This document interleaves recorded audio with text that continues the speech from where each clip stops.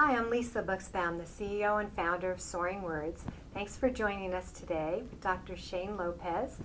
Shane is a senior scientist at Gallup, and he's the world's leading authority on the psychology of hope. He's the author of 7 professional books, including the Encyclopedia of Positive Psychology and his most recent book, Making Hope Happen. Shane's the proud dad of Parrish, who's an 8-year-old boy, and he lives in Lawrence, Kansas. Thanks for joining us today. Thank you so much, Lisa. It's great to be here. Great. So can you tell us what's the difference between wishing and hope? Yeah, wishing is very passive. Hope is very active. Now, people confuse the two because both of them have a lot to do with thinking about the future. And they both give us the warm fuzzies. You know, when we think about a positive future, we're really thinking about something that we want to happen in our lives. But people who are wishful are basically saying, hey, I would love that thing to happen, but I'm not very invested in making it happen.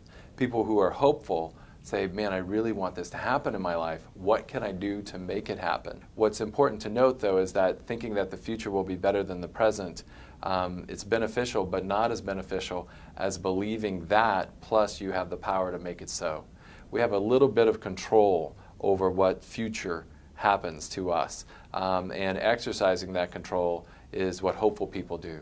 But also you have to, you can't be hoping for 32 things, big things in your life and work on all of them at the same time. You can only really dedicate yourself to 1, 2, 3 big goals in your life, and those shift depending on circumstances, depending on health, depending on relationships. How does hope contribute to better health outcomes? What's the connection there? Yeah, a quick story about this friend of mine, Rose. And Rose lives in our small town of Lawrence, Kansas. When Rose was just a child, she became ill and needed a heart transplant. I mean, this was obviously a huge deal for her family, but the whole town got behind her, and she was put on a donor list, got a new heart. An amazing story in our town. Then, just a few years later, when she was a teen, kind of a teenager, she passed out on the way to a museum, walking to a museum, and turns out that heart was failing. That second heart was failing. And Rose was then again put on a heart transplant list. And again, the town rallied around her, and fortunately, she got another heart. Now, that's hopeful just from that vantage point, the story of this young woman surviving these 2 incidents and getting a third heart. But what I found most hopeful, and I think is the key to the link between hope and health, is that Rose has been on a regimen of medication all of her life since she was 5 years old. She's been responsible for taking that medication 3 or 4 times a day all of her life. And out of thousands of doses of medication. I think you said over 9,000 doses. Yeah, she's missed 4. So this link between hope and health, it's really driven by how people see their future. So Rose, for example, is seeking an undergraduate degree. When she graduates from college, she'll be speaking 3 different languages fluently. She wants to have a family. She wants the American dream. And it's that vision of the future, that thinking about the future, that compels her to behave in her best interests today. So she's able to make better choices about exercise. She walks everywhere she goes. She's very active. She's able to make better choices about food. So she makes great behavioral choices today because she's invested in the future. And I think that's the link between hope and health, so that when we think our future will be meaningful and bright, we're able to follow doctor's orders today, take our medicine today, go to physical therapy today, go to occupational therapy today, do the hard things and deal with the hassles of everyday life because the future pulls us forward.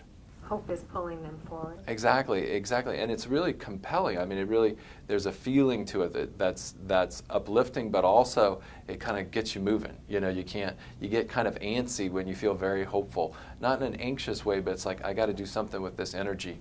And otherwise it's wishing. Otherwise, it's wishing. It's passive. Action, exactly. That's what makes it hoping. Exactly. And the belief, the agency, the belief that I can make this happen. And you need something to aim that at. And that's what, just having wonderful conversations, families having conversations with one another, and health providers having conversations with children about where you see yourself going. Let's talk about that. What are some of the things that parents and caregivers and patients yourself can do to have more hope to nurture more hope and to create these pathways? Yeah, folks have used many different techniques, but it all boils down to tell me a story about your future. Tell me a story about your future. You talked about that, your best future self. Yeah, yeah. Who do you want to be? Explain that. Yeah, yeah. You know, just thinking about the future 5 years from now. So regardless of how old a child is, you know, it's pretty easy for them to think about 5 years from now. 20, 30 years is hard for all of us, but starting with 5 years from now. And for moms and dads too. Absolutely. This is an invitation for everyone. We'll have all these exercises that Shane and I are talking about on the soaringwords.org website. But the best future self is something you've been doing with thousands of people, right? We get people to tell stories about who they want to be when they grow, not grow up all the way to adulthood or old age, but grow and how they want to look, how they want to feel. And what we find. What does that do? How does that you know, they end up telling us stories about good jobs, having something to do that's meaningful, and having a happy family. The one they're in would be happier, or they go off and they get married and they have this happy family of their own. And what it does is as they're telling these stories, and they can do this verbally, they can write these stories out, or one of my favorite techniques is using smartphones or just cameras of any type, taking pictures of what you want your future to look like and having conversations about these pictures. What it does is it starts moving that person into the future towards that goal that they find exciting. And that movement takes them through the challenges, the hassles, and the stressors of today. So it's just beautiful because it's multi-beneficial in a sense, that not only does it get you excited and those positive emotions work and help you heal, but also you start leaning towards the future in a way that really helps you cope with today. Because sometimes today, depending on our health, can be, pretty challenging, pretty tough. Also, this notion of when we're in the hospital, time doesn't move. Time just kind of stays still. So the idea of thinking about your best future self and writing this exercise about envisioning your best future self, it makes it real. Right. And then you can have something to look forward to. Absolutely. Just today I had a friend comment, tell me a quick story. His dad is in the hospital with some hip problems. And his dad was dreading next steps, like what needs to happen to rehab this hip. And my friend was there with his dad. The doctor whooshed in and said, okay, here's what we're going to do. Boom, boom, boom. If that doesn't work, here's what we're going to do. Boom, boom, boom. And within months, you're going to be up and at 'em doing the things you want to do. Any questions? And my friend's dad, just this big smile came over his face. He goes, all I needed was a plan. And you gave me a couple of those. I feel great. Here's what we're going to do. So I think a lot of folks are looking for someone, a hopeful healthcare provider, who can pull them forward into the future and maybe give them that sense of time moving and getting to a place where life is a little bit better if life is hard right now. So the example you just shared with us, is that modeling hope or is that just depicting hope? Yeah. To some extent it's modeling hope. To some extent it's leading with hope. And I think teachers and healthcare providers and parents, we all need to take some responsibility for kind of inspiring hope in other people and being hopeful leaders and helping people be enthusiastic about the future. I think we, as hopeful people, we have the added responsibility of making sure that we're giving hope away, that we're inspiring hope in other people so that during their challenging times, we can pull them forward and help them work on the goals that matter to them most and get them through the challenges of everyday life. What does modeling hope mean? How would a nurse or a doctor or how would a family member model hope for a patient? There's a whole lot of positive emotion built into modeling hope. I mean, you really need to kind of share your enthusiasm for your own personal future, share this positive emotional attitude, this approach that you have to your work.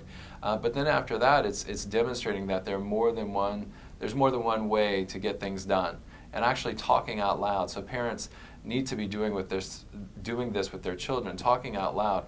Hey, here's what we're working on. If we don't get it done this way, we'll try this. So today you walked 5 steps, and tomorrow I know you're going to be able to walk 10 steps. Is that an example of modeling hope? Absolutely, but also sharing with people your own story. Mm-hmm. So sometimes we can model right there in the moment, but other times we have to kind of pass on hope like we did thousands of years ago with sitting around a campfire and telling stories. Helpful stories, Yeah. and metaphorical stories that people can relate to. You got it. And that's why it's so important. Part of the Soaring Words book club are all these books about hope and resilience and courage for young people, and then also for adults, because when people are grappling with serious illness, for some reason people think it's helpful to tell stories that are not helpful, or to focus on all the negative, like how many stitches did you have, and how many days are you going to be in the hospital. And the most important thing really, and what Soaring Words is all about, is don't take hope away from other people. Don't take away someone's hope. So for all of you patients and moms and dads and people taking care of these children, don't let people take away the hope of someone else. No one can really do that. It's not right. It's sort of like taking their oxygen away. It's what keeps us alive, and what gives us inspiration to get out of bed every morning, right? And it's one thing that gives us health. Right. And just getting through the hassles of every day, that's a big win. But ultimately, we need to bounce back and get healthy again. And without believing that the future will be better than the now, it's hard to build yourself into a healthy human being. Can you explain how hope is contagious? Happiness is contagious to some extent. And what we found too is hope is contagious. So your hope spreads to the next person, and then that spreads to the next person, and that spreads to the next person. So hope is contagious to the third degree. So we spread hope every day to people we don't even know. So our friend's friend's friend can become more hopeful because of our hope. And the same is true. So we are infected by other people, the hope of other people. And it's through the stories we tell, it's through our actions, it's through the way we explain our behavior, the way we carry ourselves, the way we solve problems, the way we don't quit, we don't give up.